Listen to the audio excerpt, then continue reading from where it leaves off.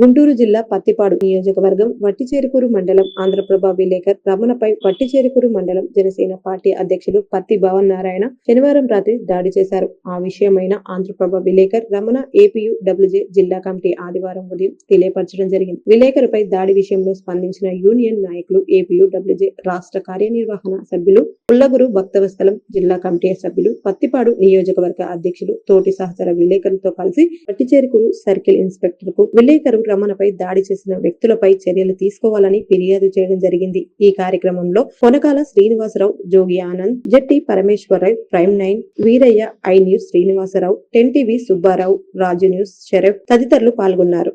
అరికట్టాలి విలేకరులపై దాడులు అరికట్టాలి విలేకరులపై దాడులు అరికట్టాలి శిక్షించాలి. రమణయ్యను కొట్టినటువంటి నిందితులను వెంటనే శిక్షించాలి ఒట్టి చెరుకులు మండలం రమణయ్యను కొట్టిన నిందితులను వెంటనే శిక్షించాలి అరికట్టండి. విలేకరులపై దాడులు అరికట్టాలి శిక్షించాలి. రమణయ్యను కొట్టినటువంటి దోషులను వెంటనే శిక్షించాలి శిక్షించాలి. వద్దిల్లాలి ఏపీయూడబ్ల్యూజే, వద్దిల్లాలి వద్దిల్లాలి ఏపీయూడబ్ల్యూజే.